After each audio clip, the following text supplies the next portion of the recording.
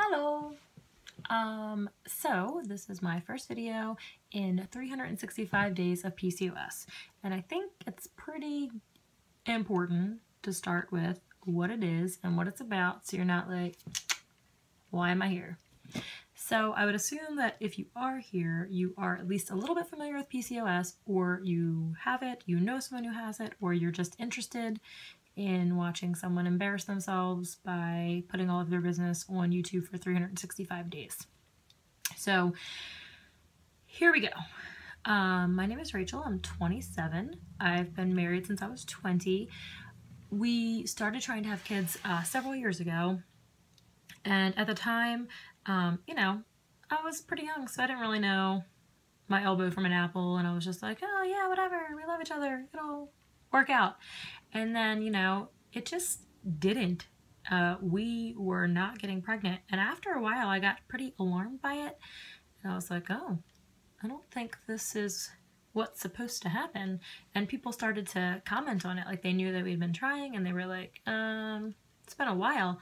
So after we hadn't gotten pregnant for over a year and a half, maybe 2 years, I went to the doctor, and at that time they asked me if I had been experiencing, you know, certain symptoms, and up until that point I hadn't really noticed too many of them, other than my hair. My hair's always been really thick, and it grew really quickly and curly, and my hair had gotten really thin, and nobody else could notice it because, you know, I obviously do my hair and makeup a lot, and so, you know, I just noticed it took more time to get it to look full. But if you look at it now, you can kind of see it's really thin. I have a lot of hair, but it's pretty thin hair. So I noticed that, and I noticed I'd been breaking out for a while, and then also my cycles were never quite regular. And so I started like really coming up with all these things that I didn't realize were an issue. And she said, you know, I think you have PCOS, and I had gained a ton of weight too. That was the other thing. So when I was 18, I got my cycle every day for 6 months, like enough to have to wear some type of protection for it. And I went to the doctors, and they just put me on birth control. They said, you know, you're not trying to get pregnant now? And I said, no, I'm 18, you know, I'm not really interested at the moment.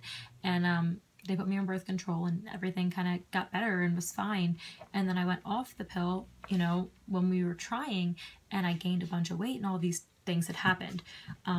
So she had me go and do some blood work. I don't even know what they tested for. It was so many samples. And, you know, it came back that, yes, I did in fact have PCOS. So basically they tested and verified that I had low progesterone, which is, I believe, what you need to ovulate, and that I had elevated testosterone. I started to grow hair on my chin. You can imagine that that's delightful for a girl. So the hair on my head was falling out, but don't worry, my body hair was on point. That was just fine. Breaking out all the time. Obviously the weight gain was super fine. I've always been a really thin person, and so that was really hard for me. I hate to sound, you know, superficial, but it's scary. It's scary, and it's hard when your body turns against you, and I kind of felt like that's what was happening. I felt like my whole body was turning against me. So on top of feeling scared about the infertility, and scared about what that would mean for, you know, my relationship, and scared about what was happening to me, I felt really alienated. I felt like myself, the one thing I do know, was attacking me, and there wasn't a lot of information or a lot of places to go, and I was really scared and really confused. So finally, I said, you know, I'm going to get some books on this, or at least try to get some information. So basically, this was, I'm 27, so this had to have been about 4 or 5 years ago that this had happened, and pretty much ever since then, while I've educated myself on PCOS, I've pretty much pouted and felt bad for myself and made excuses. And, you know, new year, new me, and I'm always like, F that, I'm sitting on my couch and Netflix and chill. New year, new Netflix, and that's all I do.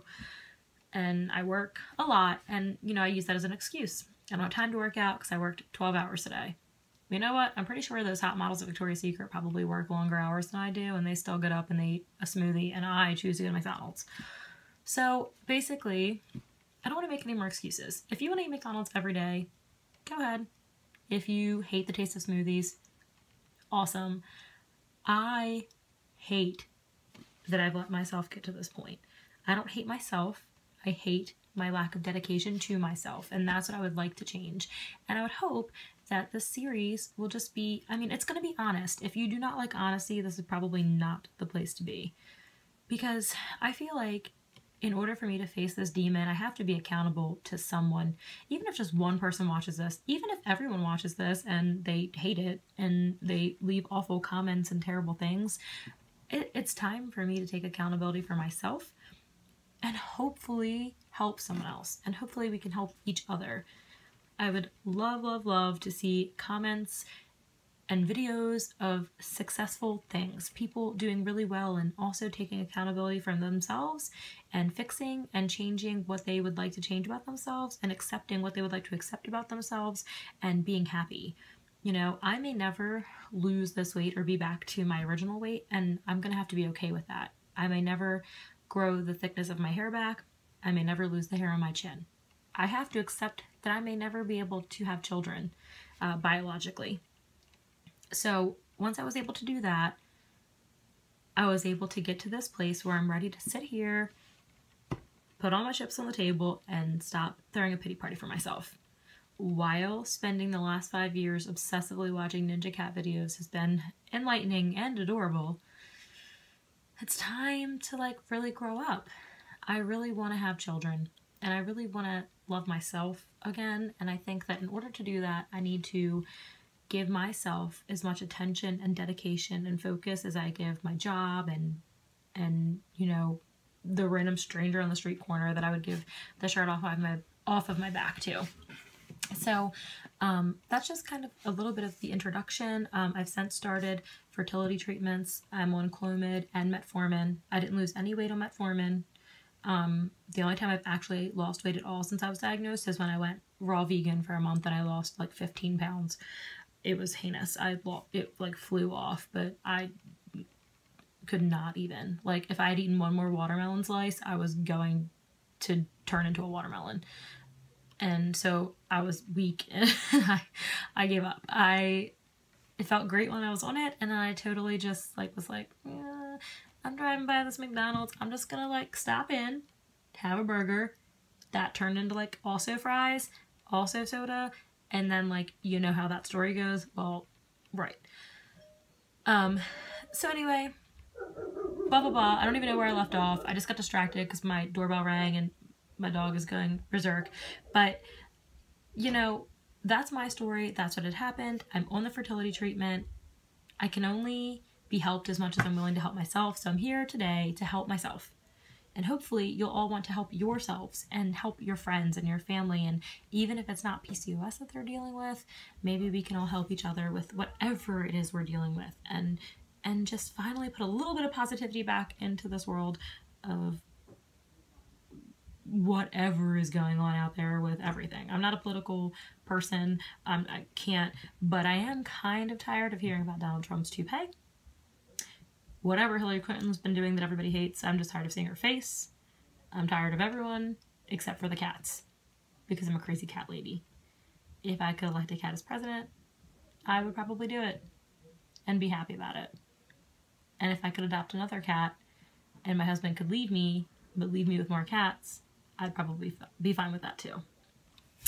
So hopefully this is received well and the outcome is positive, and I guess I will be back tomorrow to go into something else. All right, I'll see you next time. Bye.